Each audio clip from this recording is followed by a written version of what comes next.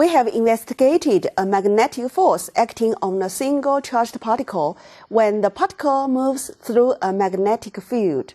Consider a wire carrying a current placed in a magnetic field. We know that the current is actually a net flow of the electric charges in the wire.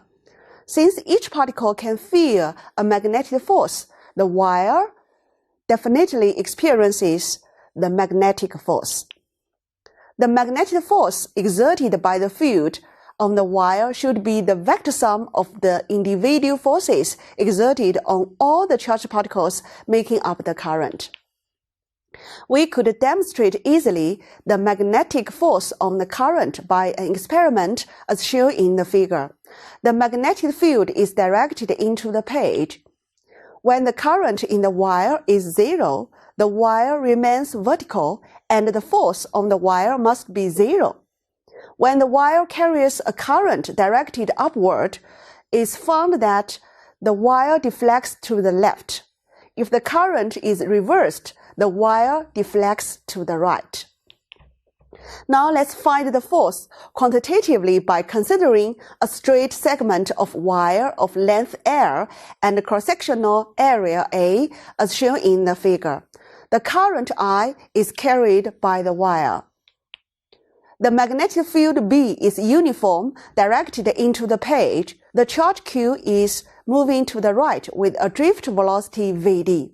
We know the magnetic force exerted on the charge Q equals QVD cross B. The total amount of charge in this segment is QNAL, where N is the number of mobile charge carriers per unit volume. So the total force acting on the wire is Vd cross B times QNAL. We can rewrite this expression in this form, IL cross B, where I equals NQVA, and L is the length vector with the magnitude L and directed along the direction of the electric current. But please note this expression applies only a straight segment of wire in a uniform magnetic field. For a wire of arbitrary shape, as shown in this figure, how to find the magnetic force on it? We could divide the wire into infinite number of segments. The differential segment is denoted as ds vector. Based on the formula obtained above, the magnetic force on the segment ds equals IDS cross B. The total magnetic force can be obtained by summing the forces acting on all small segments that make up the wire as expressed by this integration. Let's look at this example. Consider a closed semicircular loop which is lying in the xy plane. It's carrying a current I in the counterclockwise direction as shown in the figure. A uniform magnetic field is directed along the positive y-axis. Find the magnitude and the direction of the magnetic force acting on the straight segment and on the semicircular portion.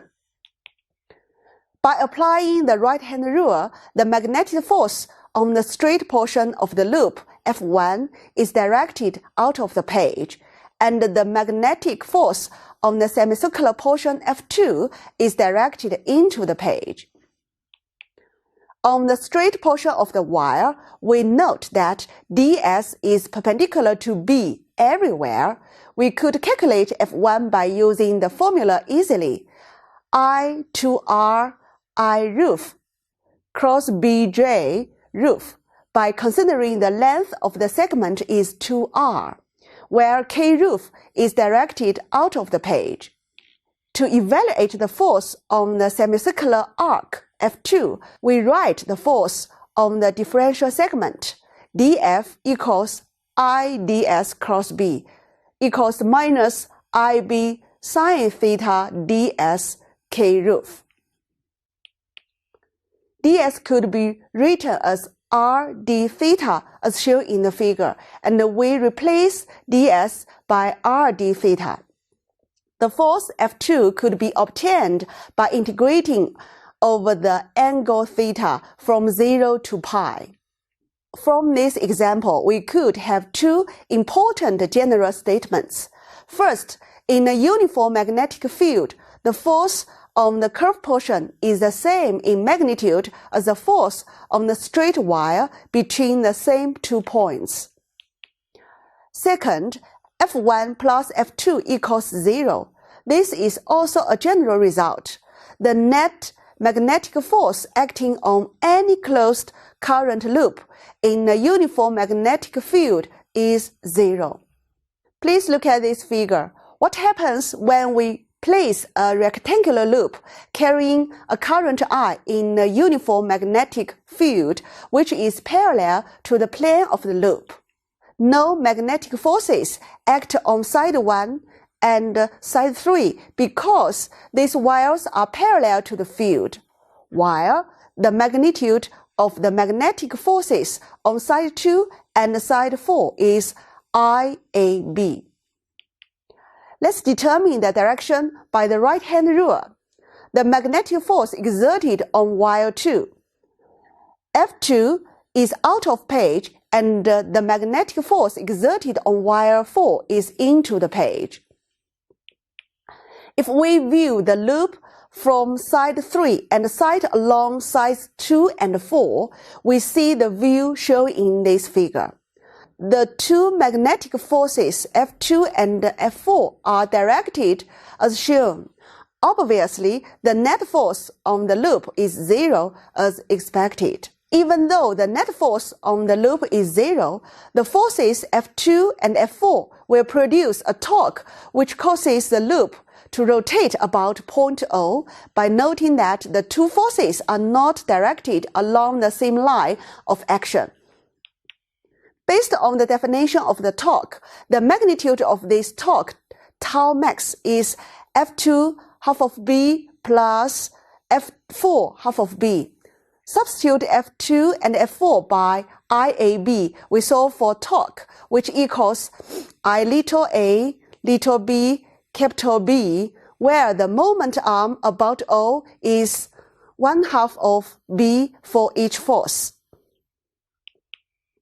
Because the area enclosed by the loop is uppercase A equals AB, we can express the maximum torque as this one. Tau max equals IAB.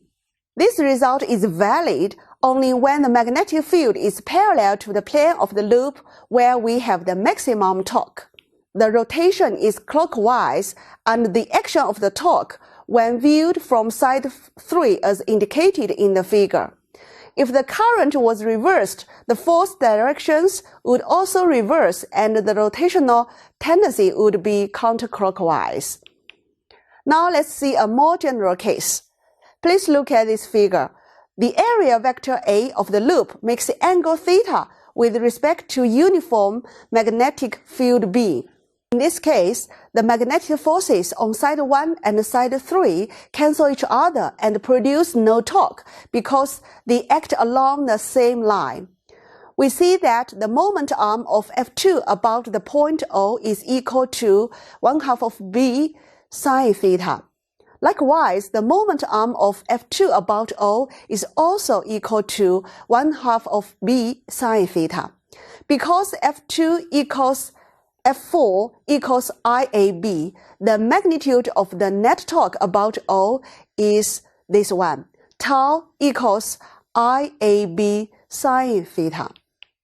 This result shows that the torque reaches maximum value IAB when the field is perpendicular to the normal to the plane of the loop and is 0 when the field is parallel to the normal to the plane of the loop. We could rewrite this expression in a vector form for the torque exerted on the loop placed in a uniform magnetic field B. Tau equals IA cross B, where A is the area vector which is perpendicular to the plane of the loop and has a magnitude equal to the area of the loop. We could use the right-hand rule to determine the direction of A vector. as shown in the figure.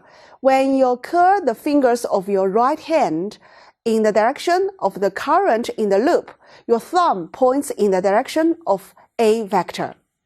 Please look at this figure. The loop tends to rotate such that the area vector A rotates toward the direction of the magnetic field.